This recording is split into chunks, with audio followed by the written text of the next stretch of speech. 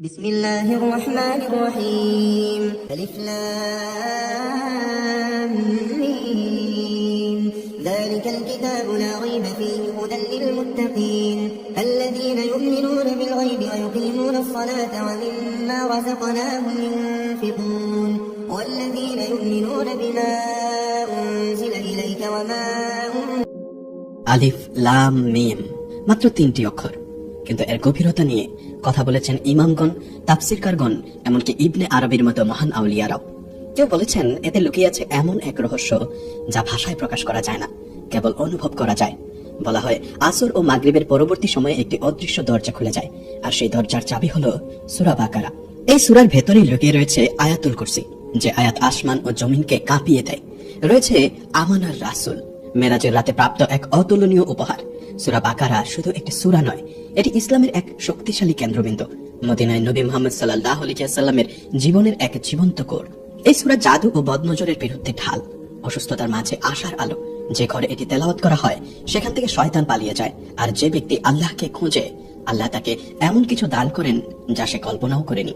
এমনকি কবরের অন্ধকার ভয় করার হৃদয়ের জন্য এই সূরা হয়ে ওঠে আশার এক মহান উৎস। আপনারা দেখছেন ডিভাইন ন্যারেটিভস ইউটিউব চ্যানেল। আমরা কোরআনের সূরাগুলো নিয়ে আমাদের বিশেষ সিরিজ শুরু করতে যাচ্ছি। এই জ্ঞানভিত্তিক যাত্রা মিস না করতে চাইলে এখনই চ্যানেলটি সাবস্ক্রাইব করুন, ভিডিওতে লাইক দিন এবং আপনার মূল্যবান মন্তব্য জানাতে ভুলবেন না। প্রিয় দর্শক, আপনারা জানেন আমরা ইসলামের দাওয়ায় আমাদের ভিডিওর মাধ্যমে ছোট্ট করে প্রচেষ্টা চালিয়ে যাচ্ছি। আমাদের এই প্রচেষ্টায় আপনিও শামিল হতে পারেন। শুধু ভিডিওটিতে একটি লাইক দিন এবং ভিডিওটি শেয়ার করে দিন। এতে ভিডিওটি আরো মানুষের কাছে পৌঁছাতে সাহায্য করবে এবং আমাদের সাথে আপনিও দাওয়ায় অংশগ্রহণ করতে পারবেন। তাহলে যদি প্রস্তুত থাকেন, চলুন শুরু করা যাক। শুরু করা যাক কোরআনের সবচেয়ে গভীরতম রহস্যের এক অবিশ্বাস্য যাত্রা। মদিনার ইহুদি পণ্ডিতরা বহু বছর ধরে সিনাগগুলোতে শিক্ষা দিয়ে আসছিলেন। প্রজন্মের পর প্রজন্ম ধরে তারা তাওরাত পাঠ করিয়েছেন, পাতার পর পাতা, অক্ষরের পর অক্ষর। তাদের হাত লেখার কালি দিয়ে কালো হয়ে যেত, বই ছিল তাদের জীবন। এই কারণেই কোরআন তাদের উল্লেখ করেছে আহবার নামে, এমন মানুষ যারা কালি ও কলমের সাথেই জীবন কাটাতো। আর ঠিক সেই শহরেই এখন দাঁড়িয়েছেন এমন একজন মানুষ, একজন নিরক্ষর নবী, যিনি কখনো পড়তে শেখেননি, কখনো লিখতে জানেননি, কোনো রেবাইয়ের কাছে বসেননি, কোনো পুরোহিতের কাছ থেকে শিক্ষা নেননি, শিক্ষালয়ের দোরগোড়ায় যার পা পড়েনি। অথচ তিনি এমন এক উচ্চারণ করেছেন যা রহস্যের এক বিশাল দরজা খুলে দিয়েছে। তিনি উচ্চারণ করেছেন 3টি অক্ষর, আলিফ লাম মিম। এগুলো ছিল মাত্র 3টি অক্ষর, কিন্তু মদিনার শিক্ষিত সমাজের ভেতরে এটি যেন এক প্রবল ধাক্কা হয়ে আছড়ে পড়ল। কারণ তারা জানতো অক্ষর জানার একটাই পথ আছে, পড়া শেখা। কিন্তু এই অক্ষরগুলো কোনো পার্থিব শিক্ষায় শেখা অক্ষর ছিল না। এর পেছনে ছিল এমন এক রহস্য যা মানুষের তৈরি জ্ঞানের সীমা ছাড়িয়ে যায়। মদিনার বাজারে যেন এক স্ফুলিঙ্গ ছড়িয়ে পড়ল। কে তাকে এই অক্ষর শিখিয়েছে? আমরা তো জানতাম তিনি নিরক্ষর। কে বলল তিনি কারো কাছে পড়েননি, কোনো শিক্ষা গ্রহণ করেননি। তখন কিছু ইহুদি পণ্ডিত বা রেবাই অস্থির হয়ে পড়লেন। তারা তাদের পুরনো গ্রন্থ খুললেন, পাতার পর পাতা উল্টাতে লাগলেন। হয়তো তাওরাতে কোনো ইশারা আছে, হয়তো এই অক্ষরগুলোর ভেতরে কোনো লুকোনো কোড রয়েছে। আলিফ লাম মিম, এই 3টি অক্ষর যেন একটি বন্ধ দরজার মতো তাদের সামনে দাঁড়িয়ে রইল। আজও এই অক্ষরগুলোকে দেখা হয় এক রহস্যময় এনকোড হিসেবে। শীঘ্রই আমরা বিভিন্ন ইসলামিক স্কলারদের গভীর ও বিস্ময়কর ব্যাখ্যায় প্রবেশ করব, কিন্তু তার আগে চলুন এই কোডেড আয়াতের পরের আয়াতগুলো পড়ি, যাতে আমরা বুঝতে পারি এই রহস্যের সঙ্গে পরবর্তী বার্তাগুলোর কি সম্পর্ক। নবী সাল্লাল্লাহু আলাইহি ওয়াসাল্লাম তেলাওয়াত চালিয়ে গেলেন। ওই কিতাব, এতে কোনো সন্দেহ নেই, এটি মুত্তাকিদের জন্য হেদায়াত। এজন্য আল্লাহর পক্ষ থেকে এক সরাসরি ঘোষণা। তোমরা অক্ষরগুলো নিয়ে কৌতূহলী ছিলে, আলিফ লাম মিম। এখন শোনো, আমি তোমাদের সেই কিতাবের সাথে পরিচয় করিয়ে দিচ্ছি, সেটি এই কিতাব। এখানে একটি অত্যন্ত সূক্ষ্ম কিন্তু শক্তিশালী ইঙ্গিত রয়েছে। আল্লাহ বলেননি এই কিতাব, তিনি বলেছেন ওই কিতাব। আরবি ভাষায় দূরত্বের শব্দ কখনোই এলোমেলো ভাবে ব্যবহৃত হয় না। কাছের কিছুর জন্য বলা হয় হাজা, অর্থাৎ এই, আর দূরের কিছুর জন্য বলা হয় জালিকা, অর্থাৎ ওই। এটি কেবল ব্যাকরণ নয়, এটি মানুষের মনের একটি চিত্র। আল্লাহ এই মানচিত্রটি শুরু থেকেই এঁকে দিয়েছেন। যা তোমরা এখন শুনছো তা তোমাদের কাছে একেবারেই নিকটে, কিন্তু যেখানে এই কিতাবটি আসলে সংরক্ষিত তা বহু দূরে। যদিও কোরআন এই মুহূর্তে মদিনার বাতাসে তেলাওয়াত হচ্ছে, ওই কিতাবটি আসলে রয়েছে লাউহে মাহফুজে, অপরিবর্তনীয়, মুছে ফেলা যাবে না, পুনরায় লেখা যাবে না, যেন চিরস্থায়ী ভাবে পাথরে খোদাই করা। এই মুহূর্তে শ্রোতাদের মনে একটি উপলব্ধি জন্ম নিতে পারে, এই কথা এলোমেলো নয়, এই শব্দগুলো কোনো মানুষের তৈরি নয়, এই বার্তা কোথাও থেকে এসেছে, আর আমরা এখনো কেবল শুরুতেই আছি। তারপর এলো আরেকটি ধাক্কা। নবী সাল্লাল্লাহু আলাইহি ওয়াসাল্লামের হাতে তখনো কোনো দৃশ্যমান কিতাব নেই। কেউ কখনো তাকে পড়তে দেখেননি, কারণ তিনি পড়তে পারতেন না। অথচ এখন তার ঠোঁট থেকে শব্দ প্রবাহিত হচ্ছিল, যেন তিনি কোনো অদৃশ্য কিতাব থেকেই পড়ছেন। আর সেই শব্দের গঠন, গভীরতা ও সৌন্দর্য এত মহৎ, এত পবিত্র, মদিনার সবচেয়ে শিক্ষিত মানুষরাও এমন ভাষায় কথা বলেননি। আরবরা তাদের ভাষা নিয়ে গর্ব করত, তারা তাদের কবিদের নিয়ে গর্ব করত, তারা তাদের শ্রেষ্ঠ বক্তাদের নিয়ে গর্ব করত। যে সুন্দর করে কথা বলতে পারতো না তাকে তারা তুচ্ছ জ্ঞান করত। কারণ প্রতিটি সমাজে একটি নীরব সত্য কাজ করে। প্রথমে প্রশ্ন ওঠে, কে ভালো জানে? আর ধীরে ধীরে সেই প্রশ্নই বদলে যায়, কে শাসন করে? যে জ্ঞানকে নিয়ন্ত্রণ করে, সে অর্থ নিয়ন্ত্রণ করে, সেই সমাজের নিয়ন্ত্রণ ধরে রাখে। আর ঠিক সেই সমাজেই একজন নিরক্ষর নবীর মুখ থেকে এমন এক কিতাব উচ্চারিত হচ্ছিল যা জ্ঞানের সমস্ত ভারসাম্যকে নাড়িয়ে দিচ্ছিল। সেদিন পর্যন্ত মদিনার জ্ঞান ছিল কিছু নির্দিষ্ট গোষ্ঠীর হাতে সীমাবদ্ধ, রাব্বী ও পণ্ডিতদের হাতে। কিন্তু কোরআন অবতীর্ণ হওয়ার প্রথম ধাপ থেকেই এক স্পষ্ট ঘোষণা এলো, এই কিতাবের কর্তৃত্ব তোমাদের হাতে নয়। এ কারণেই কোরআন কেবল কিতাব বলেই থেমে থাকেনি। যখন সে বলল এই কিতাবে কোনো সন্দেহ নেই, তখন আসলে আল্লাহ জানিয়ে দিলেন এই কিতাবের ভেতরেই সন্দেহ দূর করার ক্ষমতা নিহিত। এখন প্রশ্ন আসে, আয়াতের শেষে যাদের কথা বলা হয়েছে মুত্তাকিন, তারা কারা? বাংলায় আমরা সাধারণত মুত্তাকিদের জন্য হেদায়াত বাক্যটির অনুবাদ করি যারা নিজেদের রক্ষা করে বা যারা সতর্ক ও সচেতন থাকে তাদের। এই শব্দগুলো শুনে শ্রোতার হৃদয়ে এক সূক্ষ্ম টানাপোড়েন জন্ম নেয়। আমি কি মুত্তাকিদের একজন? আমি কি এই কিতাব থেকে কিছু গ্রহণ করতে পারবো? লক্ষ্য করার বিষয়, কোরআন এখানে এমন বলেনি যারা এখন নিজেদেরকে রক্ষা করছে, অর্থাৎ একটি সাময়িক আস্থার কথা, বরং মুত্তাকিন শব্দ ব্যবহার করে এটি একটি চিরন্তন গোষ্ঠীর দিকেই ইঙ্গিত করেছে। তারা অতীতেও ছিল, বর্তমানেও আছে এবং ভবিষ্যতেও থাকবে। এখানেই লুকিয়ে আছে এক গভীর আশার বার্তা। কারণ কিছু মানুষ হতাশ হয়ে ভাবে, ভালো মানুষ তো এক সময় ছিল, এখন আর নেই। কোরআন তার প্রথম পৃষ্ঠাতেই এই ধারণাকে ভেঙে দেয়। তাকওয়ার মানুষ কিয়ামত পর্যন্ত বিদ্যমান থাকবে। আরো গুরুত্বপূর্ণ বিষয় হলো, এখানে তাকওয়া বলতে কেবল একজন ধর্মপ্রাণ মুসলিমকে বোঝানো হয়নি। কোরআন যে দরজা খুলে দেয় তা অনেক বেশি প্রশস্ত। তাকওয়ার একটি স্তর ইমানের আগেও থাকতে পারে। এমন একজন মানুষ যে নিজেকে মন্দ থেকে রক্ষা করার চেষ্টা করে, মিথ্যা এড়িয়ে চলে, অন্যায় থেকে দূরে থাকে, যার হৃদয় এখনো সত্য ও পরিচ্ছন্নতার দিকে মুখ করে আছে, সেও এই সম্বোধনেরই অন্তর্ভুক্ত। এই কারণেই মদিনার কোরআন কেবল মুসলমানদের সাথেই কথা বলে না, এটি ইহুদি ও খ্রিস্টানদের সাথেও কথা বলে। কারণ তারাও শুনছে, বুঝছে এবং এই আহ্বানের ভেতরে রয়েছে। বাস্তবে যে কেউ মন্দ থেকে বাঁচতে চায়, যে সে খ্রিস্টান হোক, ইহুদি হোক, অজ্ঞেয়বাদী হোক বা নাস্তিক, যেই হোক না কেন, এই কিতাব তার জন্য হেদায়েতের দরজা খুলে দেয়। আমন্ত্রণ সবার জন্য। আল্লাহ মদিনার সমগ্র সমাজের সামনে এই দরজা খুলে দিয়েছেন এবং তা ছুড়ে দিয়েছেন সমগ্র বিশ্বের দিকে। নবী মুহাম্মদ সাল্লাল্লাহু আলাইহি ওয়াসাল্লাম তখনও মদিনায় নতুন ছিলেন, তবুও তার আগমনের সঙ্গে সঙ্গেই শহরটি এমন এক কাঠামো লাভ করেছিল যা আগে কখনো দেখেনি। মুসলিম, ইহুদি এবং আরব বহু ঈশ্বরবাদীরা একসাথে বসবাস করছিল। তাদের মধ্যে একটি সামাজিক ও প্রতিরক্ষামূলক চুক্তি প্রতিষ্ঠিত হয়েছিল মদিনাকে একসাথে রক্ষা করার জন্য। মুসলমানদের জন্য এটি ছিল সম্পূর্ণ নতুন জীবন। মক্কায় তারা ছিল একটি ক্ষুদ্র দল, নিপীড়িত, বিতাড়িত, সমাজের চোখে বিদ্রোহী কিংবা হুমকি। কিন্তু মদিনায় তারা একটি সম্প্রদায়ের রূপ নিল। মদিনার সীমানায় এক গভীর শান্তি প্রবেশ করল। ইসলাম গোত্রীয় সংঘাতের অবসান ঘটালো। আর এই শান্ত বহুধর্মীয় নতুন সামাজিক পরিবেশে সূরা বাকারার আয়াতগুলোতে ধীরে ধীরে অবতীর্ণ হতে শুরু করলো। এই সূরাটি নবী সাল্লাল্লাহু আলাইহি ওয়াসাল্লামের মদিনার জীবনের প্রায় পুরো সময় জুড়ে বিস্তৃত, একটি সমাজ গঠনের কোরআনী দলিল হিসেবে। চলুন এবার আমরা সূরা বাকারার 3 নম্বর আয়াতের দিকে এগিয়ে যাই। যারা অদৃশ্য বিষয়ে বিশ্বাস করে, সালাত প্রতিষ্ঠা করে এবং আমরা যা দান করেছি তা থেকে ব্যয় করে। আল্লাহ এখানে মুত্তাকিদের প্রথম এবং সবচেয়ে মৌলিক গুণ হিসেবে চিহ্নিত করেছেন অদৃশ্য বিষয় বিশ্বাস, গায়েব। শব্দটি এমন এক বিশাল বাস্তবতাকে নির্দেশ করে যা আমাদের 5টি ইন্দ্রিয়ের সীমার বাইরে। এটি এমন এক জগৎ যা গবেষণাগারে পরীক্ষা করা যায় না, কিন্তু যার উপস্থিতি হৃদয়ের গভীরে অনুভূত হয়। ফেরেশতা, আখিরাত, ওয়াহির মাধ্যমে প্রকাশিত সত্যসমূহ এবং সর্বোপরি আল্লাহর সত্তা। যদি একজন মানুষ কেবল তাই বিশ্বাস করে যা সে চোখে দেখে বা হাতে ছুঁয়ে অনুভব করে, তবে সে তার জৈবিক সীমার মধ্যেই আবদ্ধ থেকে যায়। কিন্তু যে ব্যক্তি অদৃশ্য বিষয়ে বিশ্বাস করে, সে উপলব্ধি করে এই দৃশ্যমান মহাবিশ্ব কেবল একটি পাতলা আবরণ। প্রকৃত সত্য এই আবরণের আড়ালেই লুকিয়ে আছে। অদৃশ্য বিষয়ে বিশ্বাস মূলত বিশ্বাস ও আত্মসমর্পণের এক গভীর পরীক্ষা। যখন মদিনার প্রথম মুসলমানরা বদরের ধুলোমাখা প্রান্তরের দিকে অগ্রসর হয়েছিল, কিংবা যখন উহুদের যন্ত্রণায় তাদের হৃদয় কেঁপে উঠেছিল, তখন তারা কেবল চোখের সামনে থাকা শত্রুকেই দেখেনি। তারা অনুভব করেছিল পাশে থাকা অদৃশ্য সেনাবাহিনীকে এবং সামনে থাকা প্রতিশ্রুত জান্নাতকে। তাদের শক্তির উৎস ছিল এমন এক বাস্তবতা যা চোখে দেখা যায় না, কিন্তু হৃদয়ে অকাট্য সত্য হয়ে ধরা দেয়। এখানেই যুক্তির শেষ নয়, বরং এখান থেকেই শুরু হয় উচ্চতর যুক্তি। বিশ্বাসী তার সীমিত দৃষ্টির উপর নির্ভর করে না, সে ভরসা রাখে আল্লাহর অসীম জ্ঞানের উপর। এই বিশ্বাসী আধুনিক বিশ্বের অনিশ্চয়তা, অস্তিত্বগত শূন্যতা এবং অন্তর্দ্বন্দ্বের বিরুদ্ধে সবচেয়ে শক্তিশালী বর্ম হয়ে দাঁড়ায়। কিন্তু যদি অদৃশ্য বিষয়ে বিশ্বাস কেবল একটি মানসিক ধারণা হয়ে সীমাবদ্ধ থাকতো, তবে তা দর্শনের চেয়ে বেশি কিছু হতো না। তাই আল্লাহ এই বিমূর্ত বিশ্বাসকে সঙ্গে সঙ্গে একটি সুস্পষ্ট কর্মের মাধ্যমে সিলমোহর করে দেন এবং তারা সালাত প্রতিষ্ঠা করে। খেয়াল করুন, আল্লাহ বলেননি তারা সালাত আদায় করে, বরং বলেছেন তারা সালাত প্রতিষ্ঠা করে। এখানে প্রতিষ্ঠা শব্দটি গভীর অর্থ বহন করে। এর অর্থ সালাতকে কেবল একটি আনুষ্ঠানিক ইবাদত হিসেবে নয়, বরং জীবনের কেন্দ্রে একটি কাঠামোর মতো স্থাপন করা। সালাত হল অদৃশ্য ও দৃশ্যমান জগতের মধ্যে নির্মিত এক জীবন্ত সেতু।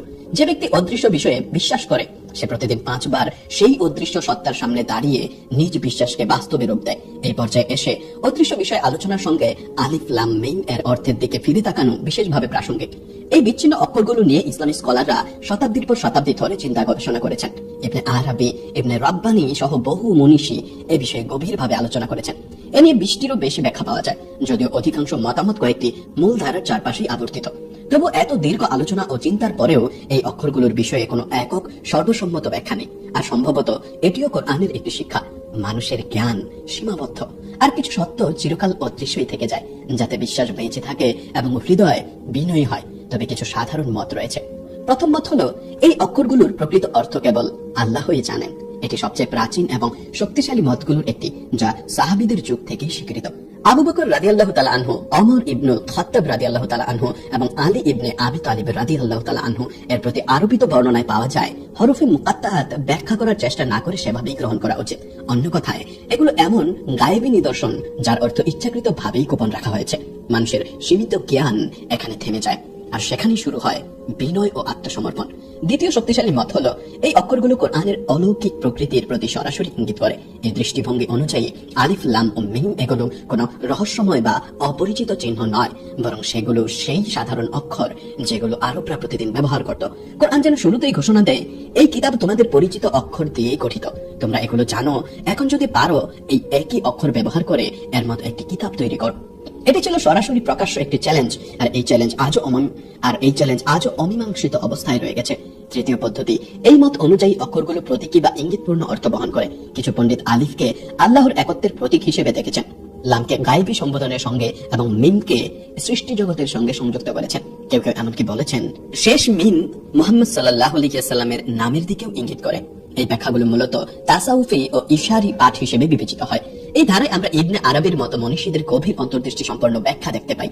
যদিও এগুলো আক্ষরিক তাফসীর নয়, তবুও বহু ইসলামিক স্কলার এগুলোকে বৈধ ও মূল্যবান আধ্যাত্মিক উপলব্ধি হিসেবে গ্রহণ করেছেন। এই দৃষ্টিভঙ্গি অনুযায়ী হরফে মুকাত্তাআত সূরাগুলোর নাম বা পরিচয় চিহ্ন হিসেবে ব্যবহৃত হয়েছে। কিছু পণ্ডিত বলেছেন, আলিফ লাম মিম একটি গায়েবী চিহ্ন, যা সূরা বাকারা ও সূরা আল ইমরানের মতো সূরাগুলোকে পৃথকভাবে চিহ্নিত করে। এই ব্যাখ্যাটি ব্যবহারিক ও সরল হলেও অধিকাংশ পণ্ডিতের মতে এটি একাই যথেষ্ট ব্যাখ্যা হতে পারে না। পঞ্চম মত হলো, এই মত ভাষা ও উচ্চারণের বৈশিষ্ট্যের উপর জোর দেয়। সাধারণত অক্ষরগুলো এক এক করে উচ্চারণ করা হয় না। এটাই প্রমাণ করেছে কোরআন তার প্রথম শব্দ থেকেই ঘোষণা দিচ্ছে, আমি কোনো সাধারণ লেখা নই। এই দৃষ্টিকোণ থেকে হরফে মুকাত্তাআত কোরআনের অলংকার শাস্ত্র, ধ্বনিগত সৌন্দর্য এবং বাগ্মিতার এক অনন্য দিক। এটি পাঠকের মনোযোগ থামিয়ে দেয়, চিন্তাকে জাগিয়ে তোলে এবং পাঠের শুরুতেই এক ভিন্ন মাত্রার অভিজ্ঞতা তৈরি করে। কোরআনে ব্যবহৃত হরফে মুকাত্তাআত মোট 14টি ভিন্ন অক্ষর নিয়ে গঠিত। অধিকাংশ ক্লাসিক্যাল পণ্ডিতরা মনে করেন এই সংখ্যা মোটেও এলোমেলো নয়, বরং এটি একটি সচেতন ও অর্থবহ নির্বাচন। আরবি বর্ণমালায় মোট 28টি অক্ষর রয়েছে। হরফে মুকাত্তাআত ঠিক তার অর্থে। অনেক আলেম মনে করেন এটি ভারসাম্য ও পরিমিতির দিকে ইঙ্গিত করে। কোরআন যেন বলছে, বর্ণমালার অর্থে কি যথেষ্ট এবং একটি অলৌকিক গ্রন্থ রচনা করার জন্য এর বেশি কিছুর প্রয়োজন নেই। মহান মুফাসসির ফখরুদ্দিন আল রাজি এই দিকটির উপর বিশেষ জোর দিয়েছেন। তার মতে, কোরআন ইচ্ছাকৃতভাবেই একটি সীমিত সংখ্যক অক্ষর ব্যবহার করে তার চ্যালেঞ্জ উপস্থাপন করেছেন, যাতে কেউ বলতে পারে না কিছু অক্ষর বাদ পড়ার কারণেই এই চ্যালেঞ্জ ব্যর্থ হয়েছে। এই 14টি অক্ষর আরবি ভাষার প্রায় সব প্রধান ধ্বনিবিন্দুকে ধারণ করে। গলার ধ্বনি, জিহ্বার ধ্বনি, ঠোঁটের ধ্বনি, অর্থাৎ মানব কণ্ঠ থেকে উৎপন্ন প্রায় সব মৌলিক ধ্বনির উৎস এখানে প্রতিনিধিত্বশীল। এর তাৎপর্য গভীর। কোরআন মানব ভাষার সমস্ত সম্ভাব্য ধ্বনি ব্যবহার করেই নিজেকে অদ্বিতীয় প্রমাণ করেছে, এবং তবুও এর মতো কিছু তৈরি করা মানুষের সাধ্যের বাইরে রয়ে গেছে। তাসাউফের ঐতিহ্যে এই সংখ্যাকে কোনো কঠোর গাণিতিক সূত্র হিসেবে দেখা হয় না, বরং একটি অর্থবহ চিহ্ন হিসেবে বিবেচনা করা হয়। উদাহরণস্বরূপ, ইবনে আরাবী এই অক্ষরগুলোকে অস্তিত্বের বিভিন্ন স্তরে প্রবেশের দরজা হিসেবে দেখেছেন। তবে তিনি স্পষ্টভাবে বলেছেন, এটি একটি ইশারি পাঠ, চূড়ান্ত বা একমাত্র ব্যাখ্যা নয়। এটি কোরআন পড়ার সম্ভাব্য বহু পথের একটি মাত্র। তাহলে প্রশ্ন আসে, কেন কিছু সূরাতে হরফে মুকাত্তাআত রয়েছে আর কিছু সূরাতে নেই? এই প্রশ্নগুলো বারবার এবং বহুবার উত্থাপিত হয়েছে এবং এর কোনো একক উত্তর নেই। তবে কয়েকটি শক্তিশালী ব্যাখ্যা সামনে আসে। প্রথমত একটি বিষয় লক্ষণীয়, যেসব সূরা হরফে মুকাত্তাআত দিয়ে শুরু হয় সেগুলো সাধারণত ঈমান, ওয়াহি, কিতাব, অদৃশ্য এবং আল্লাহর কালাম এই বিষয়গুলোকে কেন্দ্র করে আবর্তিত হয়। অর্থাৎ যেখানে মূল প্রশ্ন দাঁড়ায় কোরআন কি, সেখানে এই অক্ষরগুলো সামনে আসে। এক উদাহরণ আমরা পাই সূরা বাকারা, সূরা আল ইমরান, সূরা ইউনুস, সূরা হুদ এবং সূরা ইয়াসিনে। এই সূরাগুলোর শুরুতেই শ্রোতা এক ধাক্কা খায়। তারা একটি পরিচিত সম্বোধনের প্রত্যাশা করে, কিন্তু হঠাৎ করেই বিচ্ছিন্ন অক্ষরের মুখোমুখি হয়। এটি তৈরি একটি বিবৃতি, এক ধরনের উত্তেজনা যা মনকে সম্পূর্ণভাবে কেন্দ্রীভূত করে।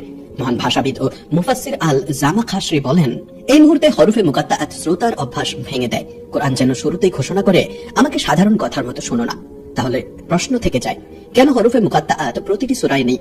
এর উত্তর কোরআনের নিজস্ব শৈলীর ভেতরেই নিহিত। কোরআন কোনো একরৈখিক বা একঘেয়ে কাঠামো অনুসরণ করে না। কিছু সূরা শুরু হয় আদেশ দিয়ে, কিছু শুরু হয় শপথ দিয়ে, আবার কিছু শুরু হয় ইতিহাস ও কাহিনী দিয়ে। হরফে মুকাত্তাআত এই বৈচিত্র্যেরই একটি অনন্য দরজা, কিন্তু দরজা প্রতিটি সব জায়গায় মানানসই হয় না। আরো একটি গুরুত্বপূর্ণ দৃষ্টিভঙ্গি হলো, অনেক পণ্ডিত মনে করেন হরফে মুকাত্তাআত নিজেই একটি পরীক্ষা। যদি এগুলো প্রতিটি সূরাতে উপস্থিত থাকতো তাহলে এই পরীক্ষা স্বাভাবিক হয়ে যেত, রহস্য হারিয়ে ফেলতো। তাদের সীমিত ব্যবহার এবং নির্দিষ্ট অবস্থানই তাদের গভীর প্রভাব ও ভাব গাম্ভীরতা অটুট রাখে। সুতরাং সাধারণ বোঝাপড়া দাঁড়ায় এই যে, হরফে মুকাত্তাআত যেখানে প্রয়োজন সেখানেই ব্যবহৃত হয়েছে, আর যেখানে নেই সেখানে কোনো ঘাটতি নেই, বরং সেখানে রয়েছে এক ভিন্ন বুদ্ধিদীপ্ত সূচনা যা সেই সূরার উদ্দেশ্যের সঙ্গে অধিক সামঞ্জস্যপূর্ণ। ইবনে আরাবী অক্ষরগুলোকে অস্তিত্বের গভীর বাস্তবতার সঙ্গে যুক্ত করেন, কিন্তু তিনি কখনোই এটিকে চূড়ান্ত বা বাধ্যতামূলক ব্যাখ্যা হিসেবে দাঁড় করান না। উদাহরণস্বরূপ, তিনি আলিফকে একটি উলম্ব রেখা হিসেবে দেখেন এবং বলেন এটি একত্বের দিকে ইঙ্গিত করতে পারে, কিন্তু সঙ্গে সঙ্গে তিনি সতর্ক করেন, তিনি বলেন না যে এটাই আলিফের অর্থ, বরং বলেন এভাবেও দেখা যেতে পারে। এই পার্থক্যটি অত্যন্ত গুরুত্বপূর্ণ। হরফে মুকাত্তাআত নিয়ে কথা বলার সময় ইবনে আরাবী কখনোই এটি বা এটাই চূড়ান্ত অর্থ এই ভাষা ব্যবহার করেন না, বরং তিনি বলেন এটি ইঙ্গিত করে, এটি উন্মোচন করে বা এটি দেখায়। অর্থাৎ তিনি প্রত্যেকই পাঠ করেন কিন্তু কোনো পরম ব্যাখ্যার দাবি করেন না। ইবনে আরাবী আরো বিশ্বাস করেন এই অক্ষরগুলো নবী মুহাম্মদ সাল্লাল্লাহু আলাইহি ওয়াসাল্লামের একটি বিশেষ উপলব্ধির স্তরের সঙ্গে সম্পর্কিত। তার ভাষায় হরফে মুকাত্তাআত এমন কিছু সত্য যা নবী সাল্লাল্লাহু আলাইহি ওয়াসাল্লামের কাছে উন্মোচিত হয়েছিল, কিন্তু উম্মাহকে ব্যাখ্যা করে দেওয়ার নির্দেশ দেওয়া হয়নি। এই কারণেই এগুলো কোরআনে রয়েছে, কিন্তু তাদের সুস্পষ্ট ব্যাখ্যা নেই। এই নীরবতা কোনো দুর্বলতা নয়, এটি একটি সচেতন নীরবতা। অন্যদিকে আল কুরতুবী একটি সংযত ও ভারসাম্যপূর্ণ পন্থা গ্রহণ করেন। তিনি হরফে মুকাত্তাআত সম্পর্কে বহু ব্যাখ্যা উদ্ধৃত করেন, কিন্তু একটি বিষয়ে তিনি দৃঢ় থাকেন, এই অক্ষরগুলো একটি পরীক্ষা। কিছু মানুষ দ্রুত সিদ্ধান্তে পৌঁছে বলে এগুলোর কোনো অর্থ নেই, আবার কেউ কেউ ব্যাখ্যার ক্ষেত্রে চরম পর্যায়ে চলে যায়। আল কুরতুবীর মতে সঠিক পথ হলো স্বীকার করা যে এগুলো জ্ঞান ও হিকমা বহন করে, তবে সেই স্বীকৃতিকে সীমার বাইরে টেনে না নেওয়া। এখন আমরা আবার সেই আয়াতের দিকে ফিরে যাই যেখানে আমরা থেমেছিলাম। একজন মানুষ যে অদৃশ্যে বিশ্বাস করে এবং সালাতের মাধ্যমে নিজের আত্মাকে শুদ্ধ করে, তার জন্য তৃতীয় ধাপটি অবশ্যম্ভাবী হয়ে ওঠে। এখানে আল্লাহ বিশ্বাসীর চরিত্রের ভিত্তিকে সম্পূর্ণ করেন এবং আমরা তাদেরকে যা দিয়েছি তা থেকেই তারা ব্যয় করে। মদিনার খেজুর বাগানগুলোতে তখন বাতাস শুধু পাতাই নাড়াচ্ছিল না, সে নাড়িয়ে দিচ্ছিল মালিকানার ধারণাকেও। এই বাক্যটি বাজারের বণিক থেকে শুরু করে নিজের ঘরে এক মুঠো গম ভাগ করে নেওয়া নারী পর্যন্ত সবার হৃদয়ে এক গভীর প্রতিধ্বনি তুলেছিল, কারণ এটি কেবল দান সৎকার একটি সাধারণ আহ্বান ছিল না, এটি ছিল অস্তিত্বের ধারণায় এক মৌলিক পরিবর্তন। এটি যেন নিঃশব্দে ঘোষণা করছিল, এগুলো তোমার নয়, এগুলো তোমার কাছে আমানত রাখা হয়েছে। আয়াতের সূক্ষ্ম বিস্তারিত মালিকানার আকাঙ্ক্ষাকে এক আঘাতে ছিন্ন করে দেয়। আমরা তাদেরকে যা দিয়েছি, একজন ব্যক্তি যা নিজের প্রচেষ্টায় অর্জন করেছে বলে মনে করে তার উপর নিয়ন্ত্রণ করতে চায়। তারা বলে এটি আমার, আমি এর জন্য কাজ করেছি, আমি এটি অর্জন করেছি। কিন্তু ওয়াহী এসে তাদের স্মরণ করিয়ে দেয়, যিনি শক্তি দেন, যিনি পৃথিবীকে উৎপন্ন করেন, যিনি বুদ্ধিমত্তা দেন এবং যিনি সেই সম্পদ তোমার হাতে তুলে দেন, তিনিই আল্লাহ। তুমি কেবল একজন বিতরণকারী। মদিনার সমাজকে এই সত্যটি গভীরভাবে অনুভব করতে হয়েছিল, কারণ তাদের সামনে ছিল মহান পরীক্ষা, বদর, উহুদ, খন্দক। শহরকে রক্ষা করতে হতো, সেনাবাহিনীকে সজ্জিত করতে হতো, ক্ষুধার্তদের খাওয়ানো হতো। যদি আমার সম্পদের চিৎকার উঠত তাহলে সেই সমাজ ভেঙে পড়ত। ইউতফিকুন শব্দের অর্থ একটি পথ খোলা, কিছু প্রবাহিত হতে দেওয়া। বিশ্বাসে একটি চ্যানেল হওয়ার জন্য নির্ধারিত বাঁধ নয়। স্থির জল নোংরা হয়, প্রবাহিত জল জীবন দেয়। দান করা আসলে অদৃশ্য বিষয়ে বিশ্বাসের চেয়ে স্পষ্ট পরীক্ষা। একজন ব্যক্তি যে অদৃশ্য স্রষ্টায় বিশ্বাস দাবি করে অথচ তার হাতে থাকা দৃশ্যমান সম্পদ থেকে দিতে অস্বীকার করে, সে তার সেই দাবির দুর্বলতা প্রকাশ করে। শয়তান কানে ফিসফিস করে, যদি তুমি দাও তাহলে তোমার কমে যাবে, যদি তুমি দাও তাহলে তুমি দরিদ্র হয়ে যাবে। আল্লাহ এর বিপরীতের প্রতিশ্রুতি দেন, যদি তুমি দাও তাহলে তোমার বৃদ্ধি পাবে। সেই সন্ধ্যায় মদিনার রাস্তার লোকেরা তাদের সম্পত্তিকে ভিন্নভাবে দেখতে শুরু করলো। ধনী ইহুদি বণিকদের সঞ্চিত সোনা এবং মুসলমানদের ভাগ করে নেওয়া খেজুরের মধ্যে পার্থক্য কেবল পরিমাণের পার্থক্য ছিল না, এটি ছিল আত্মার পার্থক্য। একজন সঞ্চয় করে নিরাপত্তা খুঁজত, অন্যজন ভাগ করে আল্লাহর নিরাপত্তা লাভ করত। আল্লাহ সালাতের মাধ্যমে সেবকের সাথে তার সংযোগ স্থাপন করার পর উলম্ব বন্ধন তিনি দানের মাধ্যমে সমাজের সাথে সংযোগ স্থাপন করেন, অনুভূমিক বন্ধন। যে কাঁধগুলি সালাতে আল্লাহর সামনে সমানভাবে দাঁড়িয়ে ছিল, এখন দানের মাধ্যমে একে অপরের প্রতি সমর্থন জোগালো। আর এটি শুধু অর্থের মধ্যেই সীমাবদ্ধ ছিল না, জ্ঞান দান করা, সময় দান করা, হাসি দান করা, তোমার যা আছে তার একটি অংশ নিয়ে সমগ্রের সাথে যোগ করা। মদিনার আর কেবল একটি শহর ছিল না, এটি একটি জীবন্ত সত্তায় পরিণত হয়েছিল, যেখানে প্রতিটি অংশ অন্যকে পুষ্ট করার জন্য প্রোগ্রাম করা হয়েছিল। এটি ছিল মাদানী কোরআনের অনন্য বুনন, আদর্শগুলিকে রাস্তায় নিয়ে আসা। কিন্তু এই নতুন সমাজের আরো একটি অপরিহার্য গুণ প্রয়োজন ছিল। এটি কেবল এখন প্রদত্ত ওয়াহির প্রতি নয়, বরং গভীর ইতিহাস থেকে আসা মহান শৃঙ্খলের প্রতিও শ্রদ্ধাশীল হতে হতো। কারণ ইসলাম কোনো বিচ্ছিন্নতা ছিল না, এটি ছিল এক শক্তিশালী ধারাবাহিকতা। সেই মহান শৃঙ্খলের গ্রন্থিগুলো কিভাবে একত্রিত হবে? পরের আয়াতে, আর যারা বিশ্বাস করে তোমার প্রতি যা অবতীর্ণ হয়েছে এবং তোমার পূর্বে যা অবতীর্ণ হয়েছে এবং আখিরাতে তারা দৃঢ় বিশ্বাসী। সময় এবং ওয়াহির শৃঙ্খল মদিনার সেই শীতল তারা ভরা রাতে মসজিদে নববী থেকে ওঠা কণ্ঠস্বর কেবল আরব উপদ্বীপের সাথে কথা বলছিল না, এটি মানবতার সমগ্র প্রাচীন স্মৃতিকে আলিঙ্গন করছিল। আল্লাহর এই নতুন সম্প্রদায়ের পরিচয় গড়ে তোলার সময় তাদেরকে কোনো শিকড়হীন মানুষ হিসেবে তৈরি করেননি, বরং তিনি তাদেরকে মানব ইতিহাসের সবচেয়ে মহৎ শৃঙ্খলের সাথে যুক্ত করেছিলেন। তারা বিশ্বাস করে যা পূর্বে অবতীর্ণ হয়েছিল এবং যা এখন অবতীর্ণ হচ্ছে। এই আয়াতটি মদিনার সামাজিক কাঠামোতে এক শক্তিশালী প্রভাব ফেলেছিল। একটু ভাবুন, একদিকে ছিল আহলে কিতাব, যারা তাদের হাতে থাকা তাওরাত ও ইনজিল নিয়ে গর্ব করত। তারা মুসলমানদেরকে নিরক্ষর মরুবাসী হিসেবে দেখত, যাদের কোনো গভীর ওয়াহির ঐতিহ্য ছিল না। অন্যদিকে মুসলমানরা কেবল তাদের প্রতি অবতীর্ণ ওয়াহির উপরই মনোনিবেশ করা একটি দল হয়ে উঠতে পারত। কিন্তু কোরআন এই সংকীর্ণ দৃষ্টিভঙ্গির অনুমতি দেয়নি। বিশ্বাসীকে সংজ্ঞায়িত করার সময় কোরআন একটি গভীর বুদ্ধিবৃত্তিক ও আধ্যাত্মিক উন্মুক্ততা দাবি করেছিল। একজন মুসলমান কেবল মুহাম্মদ সাল্লাল্লাহু আলাইহি সাল্লামের প্রতি অবতীর্ণ বিষয়ের উপরই ঈমান সীমিত রাখতে পারত না। একজন মুসলমানকে ইব্রাহিম আলাইহিস সালামের জন্য আগুনের শীতলতা, মুসা আলাইহিস সালামের সাগরের বিভক্তকারী লাঠি এবং ঈসা আলাইহিস সালামের জীবন দানকারী নিঃশ্বাসে বিশ্বাস করতে হতো। তাদের সবার প্রতি শান্তি বর্ষিত হোক। এটি ছিল স্পষ্ট ঘোষণা। ইসলাম কোনো নতুন ধর্ম নয়, এটি এক চিরন্তন সত্যের শেষ যোগসূত্র। মদিনার একজন বিশ্বাসী নিজেকে নূহ আলাইহিস সালামের একই জাহাজে, ইউসুফ আলাইহিস সালামের একই কূপে এবং সুলাইমান আলাইহিস সালামের একই মহানুভবতায় অনুভব করতে পারত। এই সচেতনতা মুসলমানকে সংকীর্ণ গোত্রীয় চিন্তা ভাবনা থেকে মুক্ত করে একটি সার্বজনীন ইতিহাসের উত্তরাধিকারী করে তুলেছিল। মদিনার আহবার কালি দিয়ে দাগিয়ে রাখা পণ্ডিতরা তাদের বইগুলোকে মালিকানার বস্তুতে পরিণত করেছিল। তাদের কাছে সত্য কেবল তাদের হাতেই ছিল। কোরআন এই দাবিকে চূর্ণ করে দিয়েছে। আল্লাহ ওয়াহিকে প্রতিদ্বন্দ্বী সত্যে বিভক্ত করা প্রত্যাখ্যান করেছেন। তিনি তাদের স্মরণ করিয়ে দিয়েছেন যে সমস্ত ওয়াহি একই উৎস থেকে আসে, একই শিক্ষক আল্লাহর কাছ থেকে। তোমার পূর্বে যা অবতীর্ণ হয়েছিল তাতে বিশ্বাস স্থাপন কর। এই শর্তটি মুসলমানদেরকে গভীর শ্রদ্ধা ও অন্তর্ভুক্তির অনুভূতি দিয়েছে। এটি পরবর্তীতে ইয়াহুদি ও খ্রিস্টানদের সাথে গঠিত মদিনার বিখ্যাত সংবিধানের আধ্যাত্মিক ভিত্তিও হয়ে উঠেছিল। মুসলমান আর অন্যকে সম্পূর্ণ বহিরাগত হিসেবে দেখত না, বরং তারা তাদের এমন একজন হিসেবে দেখত যাকে এক সময় একই সত্য দিয়ে সম্বোধন করা হয়েছিল, এমনকি যদি সেই সত্য পরে পরিবর্তিতও হয়ে থাকে। এবং এই আয়াতের মাধ্যমে কোরআন মুসলমানকে ঐশ্বরিক হেদায়েতের দীর্ঘ অবিচ্ছিন্ন গল্পের মধ্যে দৃঢ়ভাবে স্থাপন করেছে। আজকের দৃষ্টিকোণ থেকে এই আয়াতটি একটি অত্যন্ত শক্তিশালী বার্তা বহন করে, বিশেষ করে আমাদের ভাই ও বোনদের জন্য যারা অমুসলিম দেশে বসবাস করেন এবং ইহুদি ও খ্রিস্টান সম্প্রদায়ের সাথে। এটি সহনশীলতা ও সংলাপের দ্বার উন্মুক্ত করে দেয়, কারণ আমাদের উৎস একই। ইতিহাসে বিকৃতি ঘটতে পারে, তবে একটি বিষয় কখনো ভুলে যাওয়া উচিত নয়, সারমর্মে ফিরে আসা আল্লাহর দ্বারা সরাসরি করা একটি প্রতিশ্রুতি।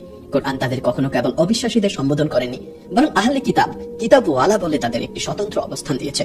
এই কারণে ইউরোপ, আমেরিকা, আফ্রিকা এবং যে সমস্ত দেশে খ্রিস্টানরা বিপুল সংখ্যক বসবাস করে, সেখানে আমাদের তাদের সাথে যোগাযোগ বাঁচিয়ে রাখতে হবে।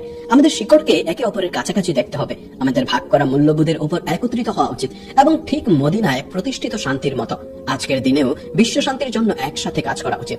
আমাদের সভ্যতার আঘাত নয়, সভ্যতার জোট গড়ে তুলতে হবে। বাহ্যিক হুমকি ও বিপদের বিরুদ্ধে আমরা একসাথে দাঁড়াতে পারি এবং একটি ভাগ করা অবস্থান নিতে পারি। ইতিহাসে এটি ঘটেছে এবং আজ আয়াত ও হাদিসের ভিত্তিতে আমরা সুস্পষ্ট ভাবে বলি যে এটি আবারও ঘটতে পারে এবং ঘটবেই। আল্লাহ ইসলামিক সভ্যতাকে খ্রিস্টান ও ইহুদি সভ্যতার সাথে যুদ্ধে আহ্বান করছেন না, বরং শান্তি ও সম্প্রীতির দিকে আহ্বান করছেন। অবশ্যই এটি শর্তহীন নয়, এটিকে মৌলিক সার্বজনীন মানবাধিকার ও স্বাধীনতার উপর একমত হওয়া এবং মদিনায় প্রতিষ্ঠিত মডেলের উপর একটি ভারসাম্যপূর্ণ মডেল অর্জন করা উচিত, যা ভাগ করা মানবীয় মূল্যবোধের উপর ভিত্তি করে তৈরি। এবং এই বিস্তৃত ঐতিহাসিক দৃষ্টিকে একটি চূড়ান্ত বিন্দুর সাথে বেঁধে রাখতে হতো, অন্যথায় এটি কেবল ঐতিহাসিক সচেতনতা হিসেবেই থাকতো। আয়াতটি একটি স্ট্রাইকিং উপসংহার দিয়ে শেষ হয় এবং আখিরাতে তারা দৃঢ় বিশ্বাসী, তাদের পরম নিশ্চয়তা রয়েছে। এটি গল্পের টার্নিং পয়েন্ট। তারা বিশ্বাস করে শব্দটি এখানে আরো শক্তিশালী কিছু দিয়ে প্রতিস্থাপিত হয়েছে। তারা নিশ্চিতভাবে জানে, কোনো সন্দেহ ছাড়াই। কেন? কারণ আখিরাত বিশ্বাসীর জন্য কোনো তত্ত্ব বা দার্শনিক সম্ভাবনা নয়। আখিরাত তাদের পায়ের নিচের মাটি এবং তাদের নিঃশ্বাসের বাতাসের চেয়েও বেশি বাস্তব। এটি ছিল মদিনার সেই ছোট দল কিভাবে বিশ্বের মহান সাম্রাজ্যগুলিকে চ্যালেঞ্জ করতে পারলো তার রহস্য। একজন ব্যক্তি যে ইয়াকিন স্তরে নিশ্চিত যে সে মারা যাবে এবং তাকে জবাবদিহি করতে হবে। তাকে সোনা দিয়ে কেনা যায় না বা মৃত্যু দিয়ে ভয় দেখানো যায় না। ইয়াকিন মানে এমন ভাবে কিছু জানা যেন তুমি তার নিজের চোখে দেখছো। মদিনার বাজারে সততার সাথে পাল্লা ধরা হাতের পেছনে শক্তি ছিল যে ঐশ্বরিক ভারসাম্য দেখছিল। রাতে সালাতের জন্য ওটা হাঁটুর পেছনে শক্তি ছিল যে তারা জান্নাতের গন্ধ পাচ্ছিল। এই 5টি গুণ অদৃশ্যে বিশ্বাস, সালাত, দান, পূর্ববর্তী ওয়াহিদে বিশ্বাস এবং আখিরাতে নিশ্চিততা একত্রিত করে আল্লাহ নতুন বিশ্বের সম্পূর্ণ মানুষটিকে সংজ্ঞায়িত করেছেন। একবার এই চরিত্রটি গড়ে উঠলে বিজয় অনিবার্য হয়ে ওঠে। তাহলে এই গুণাবলী ধারণকারীদের জন্য কি মহান ফল অপেক্ষা করছিল এবং যারা এই পথে থাকেনি তাদের অন্ধকার কতটা গভীর ছিল। এখন আমরা 5 নম্বর আয়াতে চলে যাই। তারাই তাদের রবের পক্ষ থেকে হেদায়েতের উপর রয়েছে এবং তারাই সফল কাম। মদিনার সেই কুয়াশাচ্ছন্ন সকালে ভোরের ঠিক আগে মসজিদে নববীতে প্রতিধ্বনিত আয়াতগুলি পথকে স্পষ্ট করে তুলেছিল। সেই 5টি অটল গুণ অদৃশ্যে বিশ্বাস, সালাত, দান, ওয়াহির শৃঙ্খল এবং আখিরাতে নিশ্চিততা একটি মালার পুঁতির মতো তালিকাভুক্ত করার পর আল্লাহ এই মহান চরিত্র গঠনের প্রক্রিয়ার ফলাফল ঘোষণা করলেন। কেবল তারাই তাদের রবের পক্ষ থেকে সত্যিকারের হেদায়েতের উপর রয়েছে এবং কেবল তারাই সফল কাম। আরবির গভীর সৌন্দর্যে এই বাক্যের প্রতিটি শব্দ বিজয় সঙ্গীতের মতো শোনাচ্ছিল। আলা শব্দটি কোনো কিছুর উপর থাকা, দৃঢ়ভাবে একটি পাহাড়ের উপর দাঁড়ানো বোঝায়। আল্লাহ কেবল বলেননি যে তারা হেদায়েত প্রাপ্ত, তাদের হেদায়েত তাদের নিচে একটি শক্তিশালী সোয়ারির মতো। জীবনের ঝড়, যুদ্ধের অস্ত্রের শব্দ বা মদিনার বাজারের প্রলোভন তাদেরকে পথভ্রষ্ট করতে পারে না। তারা হেদায়েতের উপর রয়েছে, তাদের দিক স্পষ্ট, তাদের গতি স্থির এবং নিয়ন্ত্রণ তাদের হাতে। আর এই হেদায়েত আসে রাব্বিহিম, তাদের রবের কাছ থেকে। এই শব্দটি সম্পর্কে এবং সুরক্ষার ফিসফিসানি। তারা পরিত্যক্ত নয়, প্রতিটি ধাপে তারা মহাবিশ্বের মালিকের তত্ত্বাবধানে রয়েছে। তাহলে সফলকাম কারা? শব্দটি ফালাহ থেকে এসেছে, যার অর্থ একজন কৃষক মাটি ভাঙছে। একটি বীজকে অন্ধকার মাটির নিচে ভারী ওজনে চাপা পড়ে কল্পনা করুন, কিন্তু তার ভেতরের জীবন দিয়ে বীজ তার খোলস ভেঙে মাটি চিড়ে আলোতে পৌঁছায়। সেটাই সফলতা। একজন ব্যক্তি বিশ্বের ওজনের নিচে অহংকার ও শয়তানের ফিসফিসানির শৃঙ্খলে চাপা পড়েছিল। যখন সে এই 5টি গুণ ধরে রাখতো তখন সে এই বীজের মতো উঠে আসে। তারা উদ্ধার হয়েছে এটা বলা যথেষ্ট নয়। তারা তাদের শৃঙ্খল ভেঙে অস্তিত্বের সর্বোচ্চ স্তরে স্বাধীনতা এবং স্থায়ী সাফল্যে পৌঁছায়। মদিনার ধুলাচ্ছন্ন রাস্তায় হেঁটে যাওয়া সেই বিনয়ী মানুষগুলো ফালাহ এর সত্যিকারের নায়ক হিসেবে নিশ্চিত হয়েছিল। কিন্তু আলো যত উজ্জ্বল হয় তার ছায়া তত গভীর হয়। সূরা বাকারার ছন্দ হঠাৎ বদলে যায়, পরিবেশ ভারী হয়ে ওঠে, শব্দগুলো এক সতর্কবাণীতে পরিণত হয়। হেদায়েতের উজ্জ্বল মুখ থেকে আমরা গভীর অন্ধকারে আঘাত করি। অস্বীকৃতির প্রাচীর। তাওরাত ও ইনজিলে নবীর আগমন সম্পর্কে ইঙ্গিত ছিল, কিন্তু লোকেরা তা দেখতে চায়নি। কেউ কেউ দেখেনি কারণ তারা পড়েনি, কেউ কেউ দেখেনি কারণ তারা তা বোঝেনি, কেউ কেউ দেখেছিল কিন্তু গ্রহণ করতে অস্বীকার করেছিল। মদিনার কিছু ইহুদি পণ্ডিত নবীকে চিনতে পেরেছিলেন, তার গুণাবলী তাদের কিতাবে লেখা ছিল, কিন্তু তাদের বেশিরভাগই তাকে অস্বীকার করেছিল। কেন? তিনি ইহুদি নন, তিনি আরব, তিনি কিভাবে নবী হতে পারেন? আল্লাহ কোরআনে বলেন তারা তাকে চেনে যেমন তারা তাদের সন্তানদের চেনে, কিন্তু তাদের কিছু লোক জেনে বুঝে সত্য গোপন করে যেমন তারা তাদের সন্তানদের চেনে। কি শক্তিশালী অভিব্যক্তি! এর অর্থ হলো যখন তারা নবীকে দেখেছিল তখন তারা নিজেদের মধ্যে বলেছিল ইনি তিনি, কিন্তু প্রকাশ্যে তারা তাকে অস্বীকার করেছিল। কেন? অহংকার, হিংসা, পার্থিব সুবিধা। যদি আমরা তাকে গ্রহণ করি তাহলে আমাদের পদের কি হবে? আমাদের জ্ঞানের মূল্য কি থাকবে? লোকেরা তাকে শুনবে, আমাদের নয়। কিন্তু কেউ কেউ ছিল ভিন্ন। আব্দুল্লাহ ইবনে সালাম রাদিয়াল্লাহু তাআলা আনহু মদিনার মহান রাব্বীদের মধ্যে একজন ছিলেন। যখন নবী মদিনায় এলেন তিনি তাকে দেখতে গেলেন। তিনি বললেন, যখন আমি তাকে দেখলাম আমি জানলাম যে এটি কোনো মিথ্যাবাদীর মুখ নয়, এবং তিনি মুসলমান হয়ে গেলেন। তার পরিবার ও সম্প্রদায়ের কিছু লোক মুসলমান হয়ে গিয়েছিল, কিন্তু বেশিরভাগই হয়নি। এর অর্থ কি? আজ একজন মুসলমান মূসাকে ভালোবাসে, ইব্রাহিমকে ভালোবাসে, ঈসাকে ভালোবাসে, সমস্ত নবীকে ভালোবাসে। একজন মুসলমান বলে না যে আমার নবী সেরা। একজন মুসলমান বলে যে সমস্ত নবী আল্লাহর বার্তাবাহক, আমি তাদের সকলকে শ্রদ্ধা করি। একজন ইহুদি মূসাকে সম্মান করে, ঈসাকে প্রত্যাখ্যান করে এবং মুহাম্মদকে অস্বীকার করে। একজন খ্রিস্টান ঈসাকে সম্মান করে, মূসাকে গ্রহণ করে, কিন্তু তাকে পুরোপুরি অনুসরণ করে না এবং মুহাম্মদকে অস্বীকার করে। একজন মুসলমান তাদের সকলকে বিশ্বাস করে, তাদের সকলকে ভালোবাসে, তাদের সকলকে গ্রহণ করে। আর আল্লাহর আমন্ত্রণ এখনো খোলা, এসো, একটি সাধারণ কথা। এখন আমরা 6 নম্বর আয়াতে আসি। নিশ্চয়ই যারা অস্বীকারী তাদের জন্য সমান, তুমি তাদের সতর্ক করো বা না করো তারা বিশ্বাস করবে না। এই আয়াতটি এক ট্র্যাজেডির পর্দা উন্মোচন করে। এখানে উল্লেখিত লোকেরা তারা নয় যারা কখনো সত্য শোনেনি, তারাই যারা সত্য দেখেছিল, শুনেছিল, বুঝেছিল এবং তারপর ইচ্ছাকৃত ভাবে ঢেকে রেখেছিল। কাফির শব্দটি এমন একটি মূল থেকে এসেছে যা একজন কৃষক যিনি বীজ মাটি দিয়ে ঢেকে রাখে তার জন্য ব্যবহৃত হয়। সত্য সূর্যের মতো আকাশে উঁচু হয়ে আছে, কিন্তু এটি এমন একজন মানুষের জেদ যে চোখ বন্ধ করে বলে কোনো সূর্য নেই। মুত্তাকির বর্ণনার পর এখন বিপরীত গোষ্ঠী আসে যারা অস্বীকার করে। প্রথম দৃষ্টিতে এই আয়াতটি খুব কঠোর মনে হয়, কিন্তু বাস্তবে এটি গভীর জ্ঞান বহন করে। একজন কাফির এমন একজন যে সত্যকে লুকিয়ে রাখে, এমন একজন যে আল্লাহর নিদর্শন দেখে কিন্তু উপেক্ষা করতে পছন্দ করে, এমন একজন যে তার হৃদয়ের ভেতরের প্রাকৃতিক পবিত্রতা ঢেকে রাখে। নবী সাল্লাল্লাহু আলাইহি ওয়াসাল্লাম বলেছেন, প্রতিটি শিশু ফিতরাতের উপর জন্মগ্রহণ করে, তারপর তার পিতামাতা তাকে ইহুদি, খ্রিস্টান বা অন্য কিছু বানায়। সুতরাং ঈমান হলো আদি অবস্থা, অস্বীকার হলো একটি আবরণ যা পরে আসে। এই কারণেই কাফির শব্দটি ব্যবহার করা হয়, কারণ ব্যক্তি তার নিজের ফিতরাতকে ঢেকে রেখেছে। কিন্তু একটি অত্যন্ত গুরুত্বপূর্ণ বিষয় লক্ষ্য করুন, আল্লাহ কেন অবিশ্বাসীদের কথা বলছেন? এটি কি সমস্ত অবিশ্বাসীদের জন্য? না, এটি একটি নির্দিষ্ট গোষ্ঠীর জন্য। এমন একটি গোষ্ঠী যারা এমন এক বিন্দুতে পৌঁছেছে যেখানে ফিরে আসার কোনো পথ নেই। এই আয়াতটি প্রত্যেক অবিশ্বাসী সম্পর্কে নয়, এটি কেবল একটি নির্দিষ্ট গোষ্ঠীর সম্পর্কে, এবং তারা কারা তা কেবল আল্লাহই জানেন। আমরা কখনো কারো সম্পর্কে বলতে পারি না যে এই ব্যক্তি কাফির এবং কখনো মুসলিম হবে না। যদি তা অনুমোদিত হতো তাহলে নবী সাল্লাল্লাহু আলাইহি ওয়াসাল্লাম বারবার আবু জাহেলের দরজায় যেতেন না। তারপর কোরআনের সবচেয়ে ভয়ঙ্কর দৃশ্যগুলোর মধ্যে একটি আসে 7 নম্বর আয়াত। আল্লাহ তাদের হৃদয়ে এবং তাদের কানে মোহর মেরে দিয়েছেন, এবং তাদের চোখের উপর আবরণ রয়েছে, এবং তাদের জন্য রয়েছে মহাশাস্তি। কল্পনা করুন একটি শহর যার ফটকগুলো ভেতর থেকে বন্ধ করা হয়েছে, এবং তারপর সেগুলোর উপর বাইরে থেকে ভারী মোহর লাগানো হয়েছে। কোনো আলো প্রবেশ করতে পারে না, কোনো শব্দ প্রবেশ করতে পারে না। এটি আল্লাহর কোনো নিষ্ঠুর কাজ নয়, এটি একজন মানুষের নিজের পছন্দের প্রাকৃতিক ফলাফল। একটি হৃদয় যা হাজার সতর্কতা উপেক্ষা করে, প্রতিটি অলৌকিক ঘটনাকে জাদু বলে এবং বারবার তার বিবেককে নীরব করে, অবশেষে তার কোমলতা হারায়। এটি কঠিন হয়ে যায়, পাথরে পরিণত হয়। আল্লাহ তাদের হৃদয়ে এবং তাদের কানে মোহর মেরে দেন, এবং তাদের চোখের উপর একটি পর্দা ফেলে দেন। তারা এত অন্ধ হয়ে যায় যে তারা এমনকি দেখতে পায় না যে তারা একটি খাদের কিনারায় দাঁড়িয়ে আছে। মদিনায় বসবাস করা ওয়াহির কেন্দ্রস্থলে থাকা এবং তবুও এই মোহর নিয়ে ঘুরে বেড়ানো, এর চেয়ে বড় ট্র্যাজেডি আর কি হতে পারে?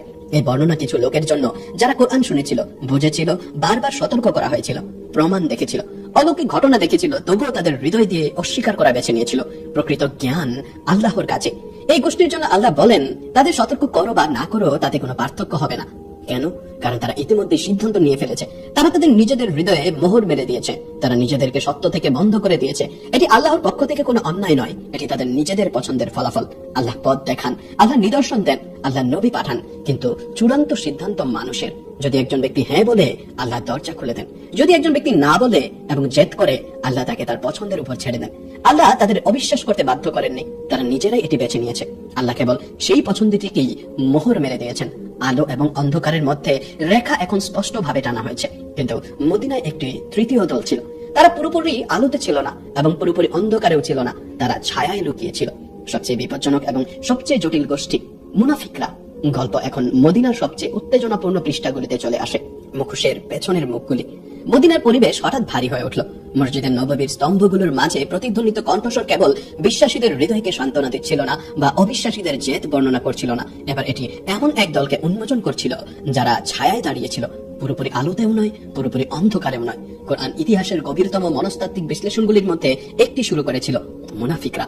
বিশ্বাসীদের জন্য মাত্র 5টি আয়াত অবতীর্ণ হয়েছিল, অবিশ্বাসীদের জন্য মাত্র 2টি আয়াত। কিন্তু এই মুখোশ পরা গোষ্ঠীর জন্য 13টি আয়াত জুড়ে এক চমকপ্রদ বিশ্লেষণ শুরু হয়েছিল।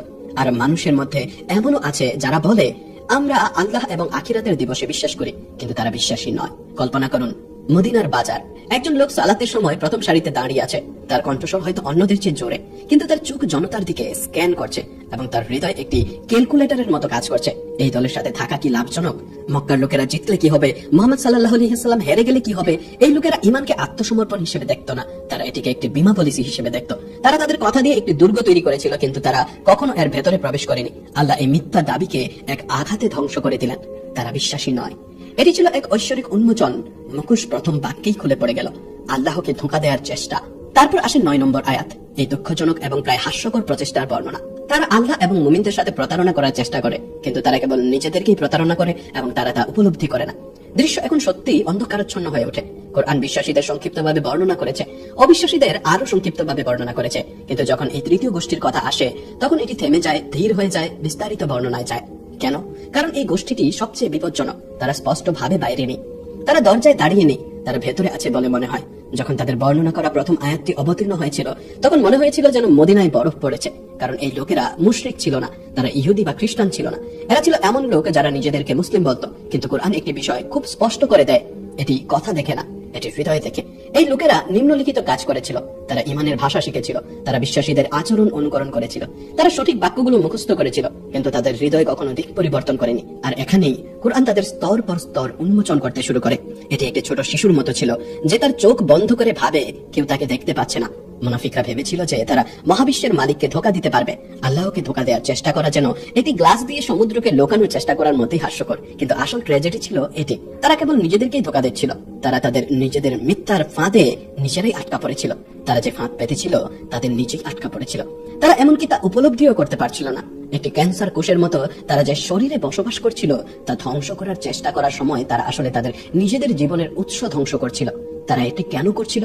উত্তরটি সহজ, তাদের অন্তরে রয়েছে ব্যাধি। এটি ছিল সন্দেহ ও কপটতার এক ব্যাধি যা একটি ভাইরাসের মতো ছড়িয়ে পড়েছিল। আর আল্লাহ এই ব্যাধি বৃদ্ধি করেছিলেন, কারণ প্রতিটি মিথ্যা আরেকটি মিথ্যার জন্ম দেয় এবং প্রতিটি নকল অবস্থান হৃদয়কে আরো অন্ধকার করে তোলে।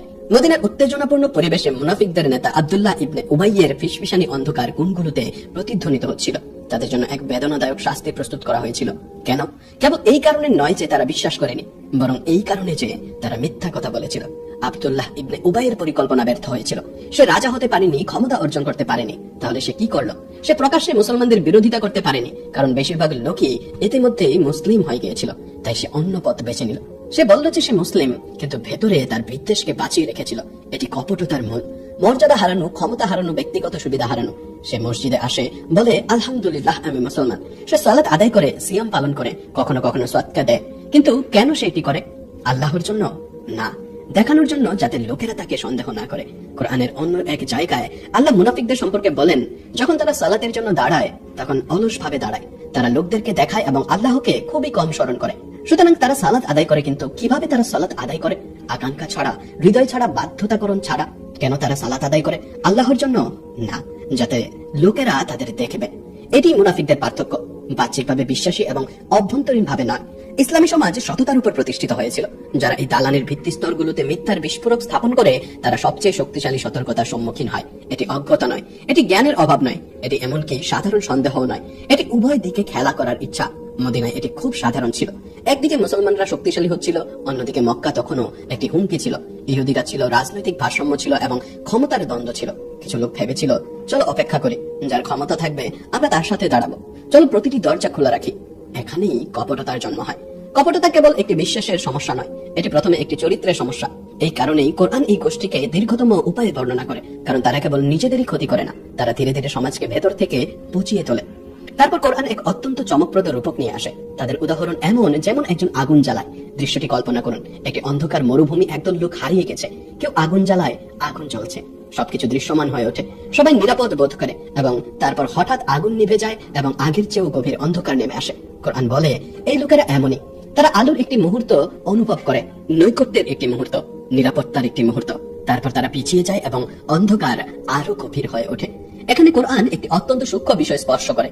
ইমানকে স্পর্শ করা কিন্তু আত্মসমর্পণ না করা একজন ব্যক্তিকে আর অন্ধকার করে তুলতে পারে, কারণ এখন তারা আর বলতে পারে না যে আমি জানতাম না।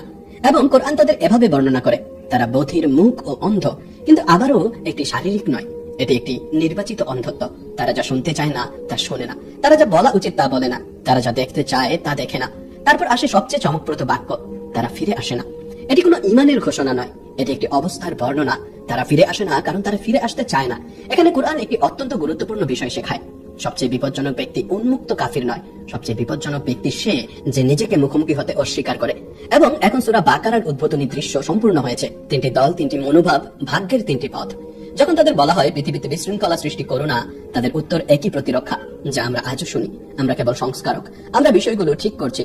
এই লোকেরা যারা সংঘাতকে উস্কে দিয়েছিল, বিশৃঙ্খলা ছড়িয়ে দিয়েছিল এবং সমাজের স্নায়ু নিয়ে খেলা করেছিল, তারা নিজেদেরকে শান্তিরক্ষক এবং আধুনিকতাবাদী হিসেবে উপস্থাপন করেছিল, আর আল্লাহর চূড়ান্ত বিন্দুটি স্থাপন করলেন। তারাই নিজেরাই বিশৃঙ্খলা সৃষ্টিকারী, কিন্তু তারা তা উপলব্ধি করে না। সেই রাতে মদিনায় পর্দা একে একে উঠছিল। মুনাফিকদের চতুর হাসি কোরআনের ধারালো আয়াতগুলোর সামনে জমে গিয়েছিল, কিন্তু গল্প শেষ হয়নি। মুনাফিকদের আসল ট্র্যাজেডি আরো গভীর হবে যখন তারা বিশ্বাসীদের বোকা বলতে শুরু করবে। তাহলে মদিনার ছায়াময় রাস্তায় আসলে বোকা কি ছিল? মুনাফিকদের ফিসফিসানি মদিনার ছায়াময় রাস্তায় খোলাখুলি অধ্যত্বে পরিণত হয়েছিল। নিজেদেরকে বুদ্ধিজীবী, অভিজাত, কৌশল বিশেষজ্ঞ এবং ভারসাম্যপূর্ণ রাজনীতিবিদ হিসেবে দেখে এই দলটি মুহাম্মদ সাল্লাল্লাহু আলাইহি ওয়াসাল্লামের চারপাশে থাকা বিশুদ্ধ, আন্তরিক এবং আত্মত্যাগী বিশ্বাসীদের উপহাসের চোখে দেখত। ওয়াহি এই অহংকারী মনোভাবকে উন্মোচন করে দিল, যা বন্ধ দরজার আড়ালে বলা হতো। আর যখন তাদেরকে বলা হয় তোমরা ঈমান আনো যেমন লোকেরা ঈমান এনেছে, তখন তারা বলে আমরা কি বোকাদের মতো ঈমান আনবো? জেনে রাখো, নিশ্চয়ই তারাই বোকা, কিন্তু তারা তা জানে না। যখন তাদের বলা হয় যেমন বিশ্বাসীরা বিশ্বাস করেছে তোমরাও তেমন বিশ্বাস করো, তখন তারা বলে আমরা কি বোকাদের মতো বিশ্বাস করব? না, জেনে রাখো তারাই বোকা, কিন্তু তারা তা জানে না। মুনাফিকদের চোখে আবু বকরের আনুগত্য, বিলালের প্রতিরোধ এবং আম্মারের আত্মসমর্পণ ছিল মূর্খতার উদাহরণ। কিন্তু তাদের কাছে মক্কায় সম্পত্তি ছেড়ে মদিনায় হিজরত করা যুক্তিযুক্ত ছিল না। তারা ভেবেছিল কেন এসব ঝুঁকি নেব, কেন শক্তিশালী কুরাইশদের সাথে সম্পর্ক ছিন্ন করব। তারা তাদের স্বার্থপর চিন্তা ভাবনাকে যুক্তি বলতো এবং যে ঈমান মূল্য দাবি করে তাকে মূর্খতা বলতো। আল্লাহ এই অহংকারকে এক বাক্যেই চূর্ণ করে দিলেন। জেনে রাখো, বোকা তো তারাই, কিন্তু তারা তা জানে না। সত্যিকারের যুক্তি কেবল আজকেই যা রক্ষা করে তা নয়, এটি যা অনন্তকাল গড়ে তোলে। কে বেশি বুদ্ধিমান, যে জাহাজ রূপছে দেখেও বিলাসবহুল কেবিনে থাকে, নাকি যে ঝড়ের মধ্যেও লাইফ বোটে ঝাঁপিয়ে পড়ে? ক্ষণস্থায়ী জিনিসকে স্থায়ী জিনিসের উপর অগ্রাধিকার দিয়ে মুনাফিকরা ইতিহাসের অন্যতম বড় ভুল করেছিল। কোরআন তাদের সবচেয়ে বিপজ্জনক খেলা বর্ণনা চালিয়ে যাচ্ছে। আর যখন তারা বিশ্বাসীদের সাথে মিলিত হয় তখন বলে আমরা ঈমান এনেছি, আর যখন তারা তাদের শয়তানদের সাথে নির্জনে থাকে তখন বলে আমরা তোমাদের সাথে আছি, আমরা তো কেবল উপহাসকারী। যখন তারা বিশ্বাসীদের সাথে মিলিত হয় তখন তারা বলে আমরা বিশ্বাস করি, কিন্তু যখন তারা শয়তানের সাথে নির্জনে থাকে তখন তারা বলে আমরা তোমাদের সাথে আছি, আমরা তো কেবল উপহাসকারী। মসজিদে তারা বিশ্বাসীদের সাথে হাত মিলিয়ে বলে আমরা তোমাদের সাথে আছি, কিন্তু তাদের আসল মঞ্চ রাতের বেলা মদিনার গোপন কোণায় বা তাদের গোত্রীয় দুর্গের ভেতরে, যেখানে তারা সম্পূর্ণ ভিন্ন কথা বলে। মুনাফিক হলো একজন আধ্যাত্মিক শরণার্থী যে উভয় পক্ষ থেকে সুবিধা নেওয়ার চেষ্টা করে, কিন্তু কোনো পক্ষেরই নয়। আল্লাহর পক্ষ থেকে তাদের উপহাসের জবাব চমকপ্রদ। আল্লাহ তাদের উপহাস করেন তারা কি করেছিল। আল্লাহ একটি শক্তিশালী ব্যবসার চিত্র দিয়ে এটি ব্যাখ্যা করেন। তারাই হেদায়েতের বিনিময়ে গোমরাহি কিনেছিল। তাদের কাছে হেদায়েত ছিল মূলধন, কিন্তু তারা সবচেয়ে খারাপ পণ্যটি বেছে নিয়েছিল, গোমরাহি, এবং ফলস্বরূপ তাদের ব্যবসা লাভজনক হয়নি। মদিনার ব্যবসায়ীদের জন্য এই চিত্রটি খুব স্পষ্ট ছিল। এই লোকেরা দেউলিয়া ব্যবসায়ী, যারা কেবল তাদেরই বিশ্বাস নয়, তাদের শান্তি এবং ভবিষ্যৎ হারিয়েছিল। তারপর কোরআন একটি নাটকীয় দৃশ্য আঁকে। একজন লোক অন্ধকারে আগুন জ্বালায় ঈমানের আলো, সবকিছু দৃশ্যমান হয়ে ওঠে। ঠিক যখন সে নিজেকে উষ্ণ করতে এবং পথ দেখতে চলেছে, আল্লাহ আলো কেড়ে নেন এবং তাকে গভীর অন্ধকারে ফেলে দেন। তারা বধির, মুখ ও অন্ধ, তারা ফিরে আসবে না। প্রবল বৃষ্টি, আকাশে বিদ্যুৎ চমকাচ্ছে, বজ্র হাড় কাঁপিয়ে দিচ্ছে। মুনাফিক মৃত্যুর ভয়ে কানে আঙ্গুল দেয়। প্রতিবার যখন বিদ্যুৎ চমকায়, ওয়াহির মাধ্যমে একটি সত্য প্রকাশিত হয়। সে কয়েক ধাপ এগিয়ে যায়। যখন অন্ধকার ফিরে আসে, সে থমকে দাঁড়ায়। মদিনায় বিদ্যুৎ চমকাচ্ছিল, ওয়াহি মুখোশের পেছনের আসল মুখগুলি উন্মোচন করছিল। মুনাফিকরা ভয় পাচ্ছিল, বিশ্বাসীরা নিশ্চিততার দিকে এগিয়ে যাচ্ছিল। কিন্তু আল্লাহর সম্বোধন এখানেই থামবে না। এই সমস্ত বিশ্লেষণের পর সমস্ত মানবতার প্রতি একটি মহান আহ্বান আসবে, তোমার রবের ইবাদত করো, যিনি তোমাদের সৃষ্টি করেছেন। কিন্তু কেন এই আহ্বান একটি মশার উদাহরণ দিয়ে সজ্জিত হবে? প্রিয় বন্ধুরা, আমরা এই ভিডিওর শেষ প্রান্তে পৌঁছে গেছি। ইনশাআল্লাহ যদি এই ভিডিওটি 1000 লাইক পায়, আমরা সূরা বাকারা নিয়ে আমাদের সিরিজ চালিয়ে যাওয়ার প্রতিশ্রুতি দিচ্ছি। আপনারা আগ্রহ দেখালে আমাদের আরো অনেক ভাই ও বোন এই তাফসীর থেকে উপকৃত হবেন। আমাদের লক্ষ্য কেবল এই ভিডিওটিকে আরো মানুষের কাছে পৌঁছাতে সাহায্য করা।